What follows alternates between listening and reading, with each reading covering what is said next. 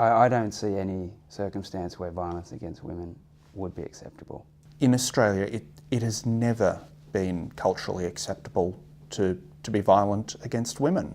It's not really where we're heading with culture these days. Culture these days is more, it's civilised rather than this animalistic sort of violence. I think violence against anyone is unacceptable, but particularly violence against women, and particularly when often there is a circumstance of power amongst males and females.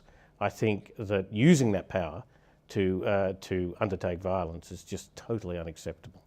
Well, when I think about violence against women, I think it's mainly a male domain. A male is perpetrating violence against a female, whether that be in a spousal relationship or in a family relationship. It would be very disturbing to think that someone that you know, someone that you think of as a friend, would be capable of doing something like that.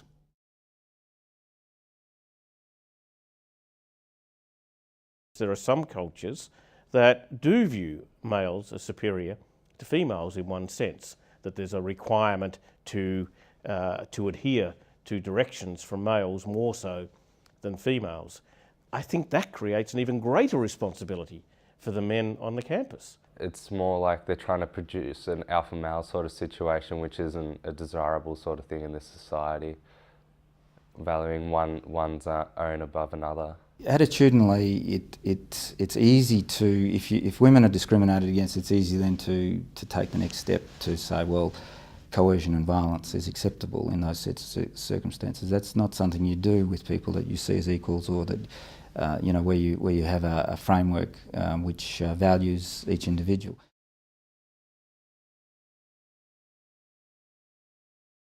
Just because she's drunk, it doesn't mitigate what's happened. It's all on him. That it's the woman who has to be sure. She has to be responsible for her own safety, and the man can go around doing anything. This shows that it's not equal. I mean, the rules are not the same for both. It's not your fault that you have that experience. You're not initiating it. You're not causing it. It's not fair that women have to always watch their back because they're worried about someone doing that, and I think men have it pretty easy that they don't have to worry about any of that stuff. Because he was the one who initiated it. He was the one who caused the incident to happen.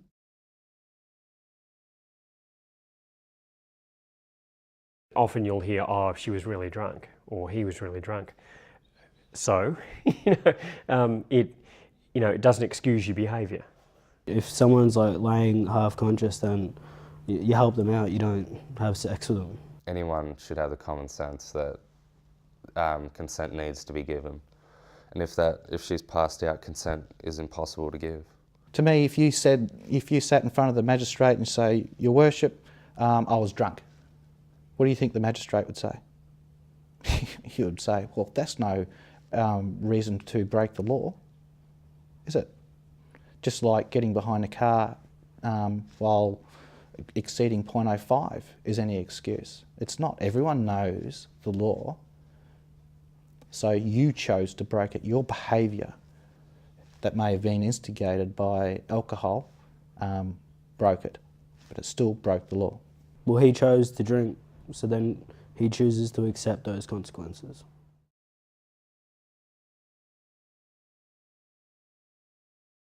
I'm turned on by the opposite sex, and sometimes they wear that type of clothing that shows a bit more leg or a bit more cleavage, but ultimately that doesn't say it's all right in my mind that I should go any further. Doesn't matter how the girl is dressed, Even if somebody sees a girl in a bikini on the beach, that doesn't mean that you go and rape her. Absolutely not.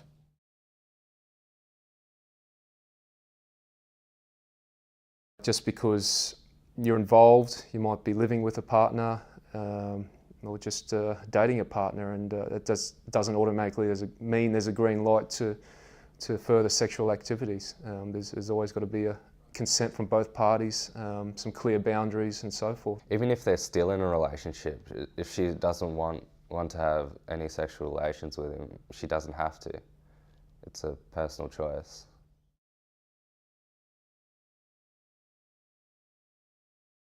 If you haven't been given consent, well, it's rape. Really encouragement or otherwise doesn't again mean that you break the law. She got to a certain point, Your Worship, and then she wanted me to do it, and then she said no. Well, she said no, and no means no. Everyone knows it. When you have sex with someone, it should be with the consent of the other person. And they should be sober doing so, you know, they should have a proper consent as well. If there's no consent, it's not on.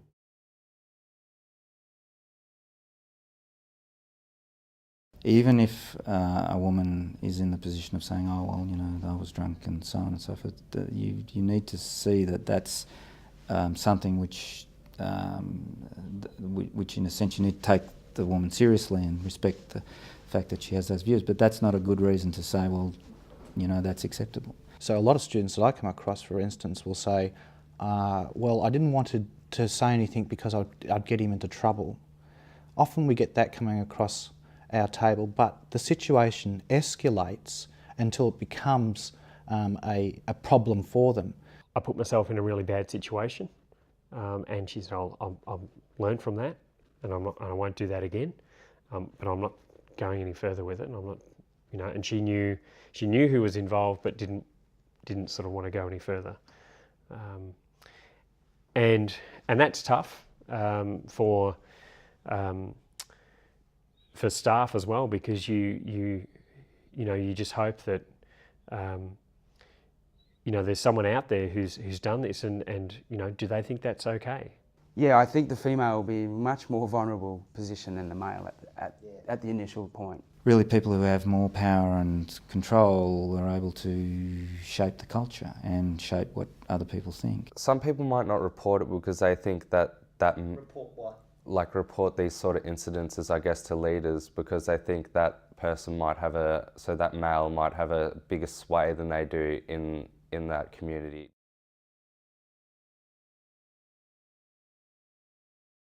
It doesn't matter whether you're black or white, it doesn't excuse what's happened. When you come to Australia, you play by the Australian laws, and under Australian law, culture, your ethnic background or your culture is utterly irrelevant. I mean, if somebody does say you're losing your religion or you become westernized, if they do try to accuse me of that, I can definitely say I have, but then I haven't lost my culture. You know, I belong to this particular family background, and I do know that I do have a study of the religion. So, sorry, you know, you're wrong. It's probably you who has got lost into the traditions, the wrong traditions, or the wrong the actions that people do, and then just accept it because that's more comfortable for them to just follow it that way. So yes, I have both a commitment to my tradition, but also an absolute commitment to egalitarianism and for the ability of every person, male and female, to contribute, in the case of religion, to the religious activities of the organisation, in the case of the more general community, be an equal member of the community and to be respected by both genders.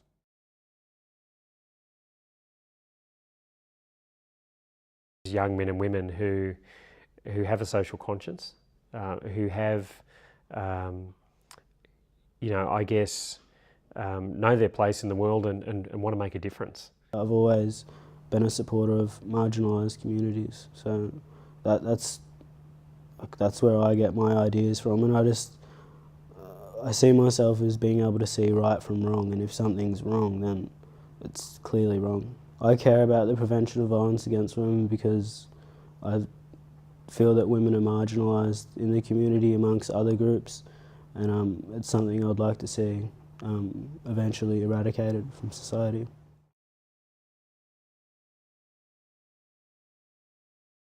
It is part of our DNA to be an egalitarian institution, an institution that stands up for the rights of all people and absolutely should be against violence of any kind, and particularly violence against women. It's pretty interesting that some male leaders from other colleges don't understand where the line is drawn. It's a place where people come to study to make the world better, and I'd like to think that, you know, as a university and as an organisation, that's what La Trobe stands for.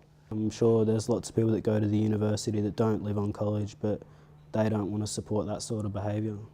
You know, not just getting the education here and succeeding in that aspect, but also succeeding in being a relevant part of the community.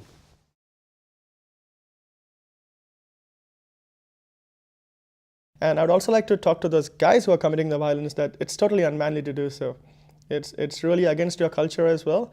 If you think it's cultural, it is not. And if you think if you're boosting your male ego, you seriously shouldn't be doing that. Men tend to glorify behaviour like that, in a sense, and to me, I'm appalled by it, and I tend to avoid, talking in that, masculine and, that jock way, that high testosterone, in your face type of attitude about females, because it's just not on. People can self-justify a lot of things if they try to, but What else are you? You just sit there and you target those who can't defend themselves at a particular time or are unwary and have their safeguards down, and you target them. To me, you're a predator. And I don't like predators. For a female, I'd like to think that they can be who they really want to be in society, and hopefully feel safe that men do care about that. I shouldn't target girls like that. They're not an object. They're a human being who have great social understanding and skills and can be a great companion.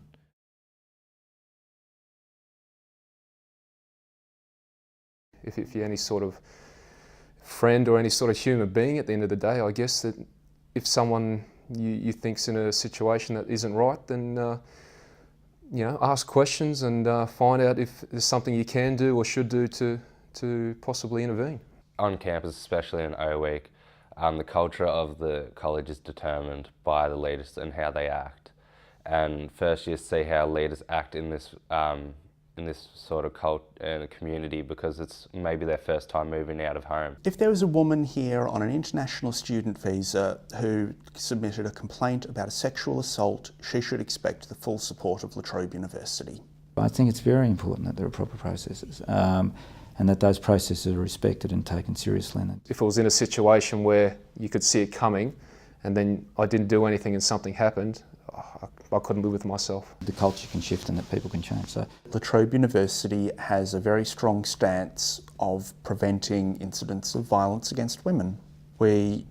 Our stance is that it's not right, it's not on, it's never acceptable, and we want it to be known that that is our stance and that is what we believe.